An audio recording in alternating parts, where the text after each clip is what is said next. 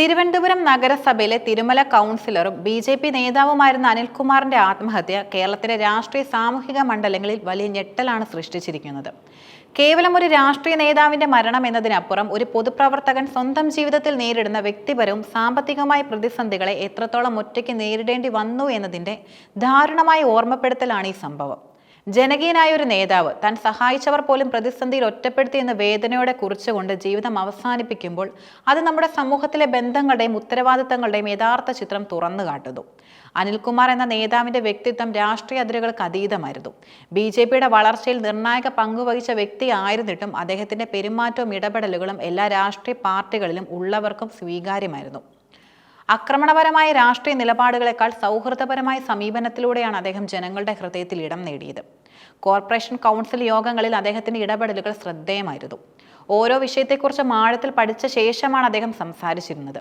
നോട്ട്ബുക്കിൽ വിവരങ്ങൾ കുറിച്ചെടുത്ത് കൃത്യമായ കണക്കുകളും വസ്തുതകളും നിരത്തിക്കൊണ്ട് അദ്ദേഹം അവതരിപ്പിച്ച പല വിഷയങ്ങളും ഭരണപക്ഷത്തെ പോലും പ്രതിരോധത്തിലാക്കി. എങ്കിലും തന്റെ എതിരാളികളെ വ്യക്തിപരമായി അധിക്ഷേപിക്കുന്ന ഒരു ശീലം അദ്ദേഹത്തിന് ഉണ്ടായിരുന്നില്ല. ഈ മാന്യമായ പെരുമാറ്റം രാഷ്ട്രീയ രംഗത്ത് അപൂർവമായി കാണുന്ന ഒരു സവിശേഷതയാണ്. ആദ്യം തൃക്കണ്ണപുരം വാർഡിൽ നിന്നും പിന്നീട് തിരുമല വാർഡിൽ നിന്നും കൗൺസിലറായ അനിൽകുമാർ തന്റെ വാർഡിന്റെ വികസനത്തിനായി നിരന്തരം പരിശ്രമിച്ചു. തൃക്കണ്ണപുരം റോഡിന്റെ വികസനം വൈകിയപ്പോൾ വിവിധ റെസിഡൻസ് അസോസിയേഷനുകളെ സംഘടിപ്പിച്ച് അദ്ദേഹം നടത്തിയ സമരങ്ങൾ അദ്ദേഹത്തിന്റെ സംഘടനാ പാടവം വ്യക്തമാക്കുന്നു. തിരുമല വില്ലേജ് ഓഫീസിന്റെ പുതിയ കെട്ടിടത്തിനായി നടത്തിയ പ്രവർത്തനങ്ങളും അദ്ദേഹത്തിന്റെ ജനകീയ പ്രതിബദ്ധതയുടെ ഉദാഹരണങ്ങളാണ്. ഈ പ്രവർത്തനങ്ങൾ തന്നെയാണ് അദ്ദേഹത്തെ ബി.ജെ.പിക്ക് നഗരത്തിലെ ഒരു മുഖ്യ നേതാവാക്കി മാറ്റിയത്. ഹിന്ദു ഐക്യവേദി നേതാവായിരിക്കുമ്പോൾ തന്നെ കക്ഷി രാഷ്ട്രീയ ഭേദമില്ലാതെ എല്ലാവരുമായി നല്ല ബന്ധം പുലർത്തിയിരുന്ന അദ്ദേഹത്തിന്റെ ഈ സ്വീകാര്യതയാണ് ബി.ജെ.പിക്ക് അദ്ദേഹത്തെ 2015 തിരഞ്ഞെടുപ്പിൽ സ്ഥാനാർത്ഥിയാക്കാൻ പ്രേരിപ്പിച്ച ഘടകവും. ശക്തനായ CPM നേതാവിനെ പരാജയപ്പെടുത്തിക്കൊണ്ടുള്ള അദ്ദേഹത്തിന്റെ വിജയം അദ്ദേഹത്തിന്റെ ജനകീയ അടിത്തറയുടെ ആഴം കാണിച്ചു തരുന്നു. ഒരു രാഷ്ട്രീയ നേതാവ് നേരിടുന്ന ഏറ്റവും വലിയ വെല്ലുവിളികളിലൊന്ന് പൊതുപ്രവർത്തനവും വ്യക്തിജീവിതവും തമ്മിലുള്ള അതിർവരമ്പുകൾ മാഞ്ഞു പോകുന്നതാണ്. അനിൽകുമാറിന്റെ കാര്യത്തിൽ അദ്ദേഹം സഹകരണ സംഘത്തിന്റെ സാമ്പത്തിക പ്രതിസന്ധിയുടെ ഭാരം തന്റെ ചുമലിൽ ഏറ്റെടുക്കേണ്ടി വന്നു. വല്യശാല ഫാം ടൂർ സഹകരണ സംഘത്തിന് ഏകദേശം 6 കോടിയോളം രൂപയുടെ ബാധ്യതയുണ്ടായിരുന്നു. ഈ ബാധ്യതയ്ക്ക് കാരണം വായ്പ എടുത്തവർ കൃത്യമായി പണം തിരിച്ചടയ്ക്കാത്തതാണ്. സഹകരണ സംഘത്തിലെ നിക്ഷേപകർ, പ്രത്യേകിച്ച് വ്യക്തിപരമായി ബന്ധമുള്ളവർ, തങ്ങളുടെ പണം തിരികെ ആവശ്യപ്പെട്ട് അനിൽകുമാറിനെ സമീപിച്ചു. ഇത് അദ്ദേഹത്തിൽ വലിയ മാനസിക സമ്മർദ്ദവും ഉണ്ടാക്കി. തനിക്ക് പരിചയമുള്ളവർക്ക് അവരുടെ അത്യാവശ്യ ഘട്ടത്തിൽ പണം നൽകാൻ കഴിയാത്തത് അദ്ദേഹത്തെ കൂടുതൽ ദുരിതത്തിലാക്കി. പോലീസ് അന്വേഷണത്തിൽ ഈ സാമ്പത്തിക പ്രതിസന്ധി രൂക്ഷമാണെന്നും താൻ ആത്മഹത്യ ചെയ്യുമെന്നും അനിൽകുമാർ അടുത്ത സുഹൃത്തുക്കളോട് പറഞ്ഞിരുന്നതായും കണ്ടെത്തിയിട്ടുണ്ട്. ഈ മാനസിക സംഘർഷമാണ് ഒടുവിൽ അദ്ദേഹത്തിന്റെ ജീവൻ അപഹരിച്ചത്.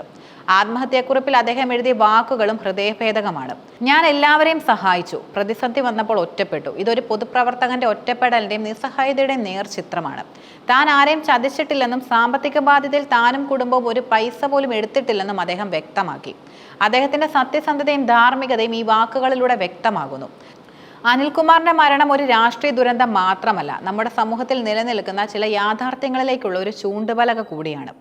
ജനങ്ങളുടെ പ്രശ്നങ്ങൾക്ക് പരിഹാരം കാണാൻ മുന്നിട്ടിറങ്ങുന്ന ഒരു നേതാവ് വ്യക്തിപരമായ പ്രതിസന്ധിയിൽ ഒറ്റപ്പെട്ടു പോകുന്ന ദയനീയമായ അവസ്ഥയാണിത്. പൊതുപ്രവർത്തനത്തിൽ ഏർപ്പെടുമ്പോൾ ആളുകൾ അവർക്ക് പ്രിയപ്പെട്ടവരെ പോലും സാമ്പത്തിക ബാധ്യതകളുടെ പേരിൽ അകറ്റി നിർത്താറുണ്ട്. അനിൽകുമാറിന്റെ കേസിൽ തന്റെ മരണാനന്തര ചടങ്ങുകൾക്കായി പ്രത്യേകമായി പണം വെച്ചുകൊണ്ട് അദ്ദേഹം തന്റെ കുടുംബത്തെയും സുഹൃത്തുക്കളെയും ഈ ബാധ്യതകളിൽ നിന്നും അകറ്റി നിർത്താൻ ശ്രമിച്ചു. ഈ പ്രവൃത്തി അദ്ദേഹത്തിന്റെ വിശാല മനസ്കതയും ഒപ്പം താൻ അനുഭവിച്ച മാനസിക സംഘർഷത്തിന്റെ ആഴവും കാണിച്ചു തരുന്നു.